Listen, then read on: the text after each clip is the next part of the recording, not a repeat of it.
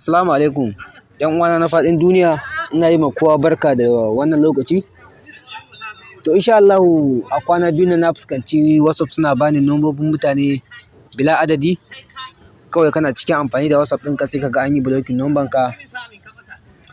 To insha Allahu za mu nuna hanyar da ake gyara wannan matsala cikin sauƙi da kwanciyar hankali. Abu na farko da ake buƙata gaskiya ka daina aiki da normal business GB WhatsApp da Yo WhatsApp da DM WhatsApp. Wato wa'annan WhatsApp abin da saka na lissafa masu haramtattun WhatsApp ne da kamfani babu su. WhatsApp ne wanda babu su a Play Store sai dai ka same su a website, browser, Google ko kuma wani abu. To su kuma kamfanin WhatsApp sun hana aiki da su. To idan kana aiki da su direct daga kamfanin waya za a hana wayanka yin WhatsApp, a dakatar da number ka. To idan kana so ka kawo ƙarshen wannan matsala dole sai ka nemi yadda za ka yi ka kare kanka. Wato ma'ana ka daina aiki da business da YouTube da GB WhatsApp. To kai tsaye idan kana so ka gyara wannan matsala ta WhatsApp za ka nemi browser taka wato Chrome ko kuma Google. To mu yanzu za mu shiga Google.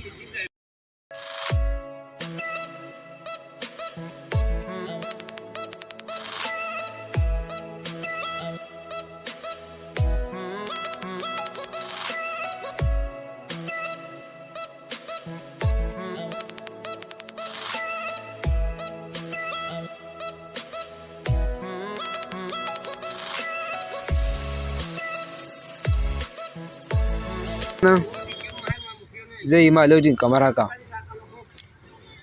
Mutum ko da ba ku ƙasa ɗaya za ka iya gyara masa. A nan na farko za ka kalli code ɗin Najeriya ne wato Nigeria plus 234 code ɗinmu kenan.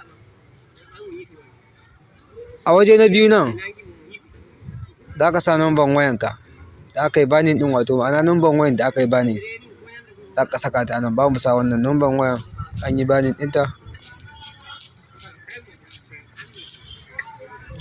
Bayan ka sa number waya a nan waje na biyu za su tambaye ka email, nan kuma confirm email. To tambaya ta farko za mu sa email ɗinmu kamar haka.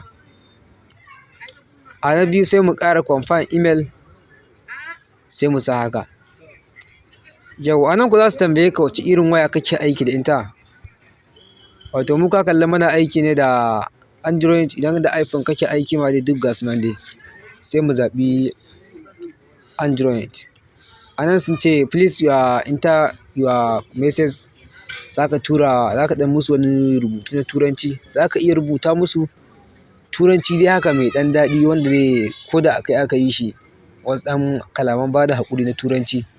Saboda kamfanin kasan Robert ne yake aiki, ba za su iya karanta Hausa ba.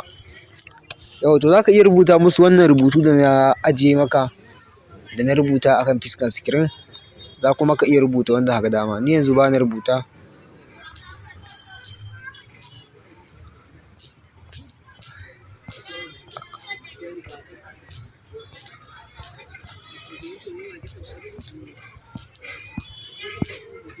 Yau to bayan ka gama wannan abu na farko da za ka yi shine za ka zo ka taɓa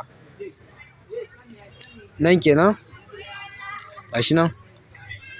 Nan wato da kake gani nan kenan. Yauwa za ka taɓa nan. Yau bayan ka taɓa nan zai ɗan jujjuya haka. Yau to haka lena wannan ɗinka duk zai aika problem ɗinka a kamfani. Yau to bayan ka yi wannan za ka zo ka taɓa nan kenan. Gashi nan. Sai ka zo ka taɓa nan kenan. Yau bayan ka taɓa idan ka jawo nan za ka kalla. To sun aika dukkan wani bayanan da kanan ɗinsu a WhatsApp. Wato za ka dakace su zuwa 24 hours amma ma baya ma kaiwa haka suke buɗewa. To wannan ita ne hanya mafi sauƙi wajen gyara wannan matsala. Idan kana kallon wannan bidiyon namu ne a YouTube, ka daure ka danna mana subscribing sannan ka yi liking wannan bidiyo. Idan kuma kana kallon sa ne a Facebook, ka yi liking wannan bidiyo sannan ka yi following ɗin channel ɗin nan. Muna godiya.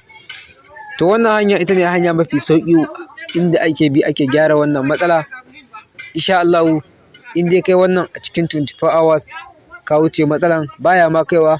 Idan dai ka rubuta wannan abu da na rubuta ma ko kuma ka rubuta musu wani abu ne wanda zai ba su wannan a zuciyarsu, to insha Allahu awa 8 ne ma yayi yawa an wuce layin. Kar ka manta kai subscribing kai liking. Na gode sai wani lokaci.